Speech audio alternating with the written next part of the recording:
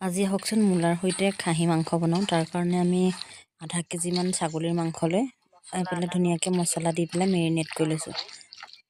মছলা মানে আপোনালোকে যিখিনি মছলা খায় সেইখিনি দিলেই হ'ব। আদা নহৰু পিঁয়াজ আৰু অলপমান মিঠাতেল দি পেলাই ধুনীয়াকৈ অলপমান কটা পিঁয়াজ দি ধুনীয়াকৈ মেৰিনেট কৰি ল'লোঁ। তাৰপিছত বনাবৰ কাৰণে অলপমান পিঁয়াজ কাটি ল'লোঁ। এইখিনি আৰু যিখিনি অবিডিয়েঞ্চ লাগে সেইখিনি ধুনীয়াকৈ আলু আৰু মূলাখিনি ধুনীয়াকৈ কাটি ল'লোঁ। এতিয়া আমি আহিলোঁ বনাবৰ কাৰণে।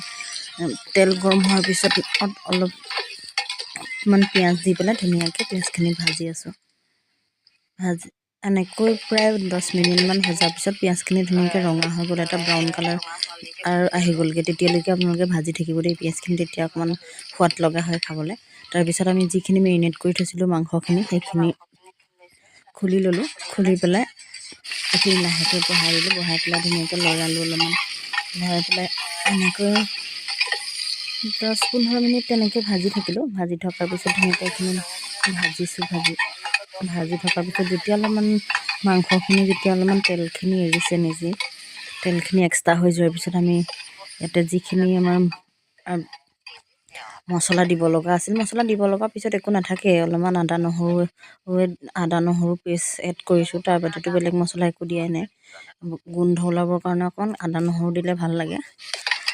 বেলেগ মছলা দিবলগীয়াকৈ নাই, কাৰণ মেৰিনেট কৰোঁতে সকলোবিলাক মছলা দিয়ে লৈছিলোঁ। তাৰপিছত এতিয়া আমি যিখিনি কাটি থৈছিলোঁ মূলা আৰু আলু, সেইখিনি ধুনীয়াকৈ মিক্স কৰি দিলোঁ। মিক্স কৰি পেলাই ধুনীয়াকৈ লৰাই পেলাই অলপমান এইখিনিও প্ৰায় 10 মিনিটমান ভাজি ল'লোঁ। ভাজি লোৱাৰ পিছত দেখিছে নহয় কালাৰটো খাওঁ লগা হৈছে আৰু ভালকৈ। মাংসখিনিতো প্ৰায় সিজিয়ে গৈছে। তাৰপিছত এতিয়া ধুনীয়াকৈ মূলাখিনি দি পেলাই সেইখিনি ধুনীয়াকৈ লৰাই প্ৰায় আধা ঘণ্টামান সিজিব দিলোঁ। আমি কিন্তু খাহী মাংস বনালে এনেকৈ জুইতে বনাওঁ। কাৰণ কিয়, খাহী মাংস বুলিয়ে নহয়, মাছ মাংস বনালে জুইত বনাওঁ। কাৰণ জুইত বনোৱা খাদ্যটো খাবলৈ বহুত বেছি সোৱাদ লগা হয়। গেছত মানে মাংসখিনি বনালে ইমান খাবলৈ ভাল নালাগে। বা আমি তেনেকৈ গেছত নবনাওঁ। বিশেষকৈ এতিয়া ঠাণ্ডা দিনত জুইত বনাই বেছি ভাল লাগে। এনেকৈ ধুনীয়াকৈ হেৰি হৈ যোৱাৰ পিছত মূলা আৰু আলুখিনি সিজি গ'ল।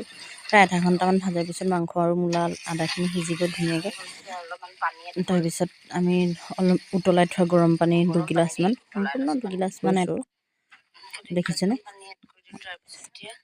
এইখিনি ধুনীয়াকৈ এড কৰাৰ পিছত আমি কুকাৰৰ সাঁফৰখন মাৰি পেলাই 3-4টামান চিটি আহিবৰ কাৰণে এৰি দিলোঁ। পৰিৱেশন কৰিলোঁ। খোৱাখিনি আপোনালোকে নেদেখুৱা, নহ'লে কোনে ৰিস্ক ল'ব নহয় জানো বাৰু, হয়নে?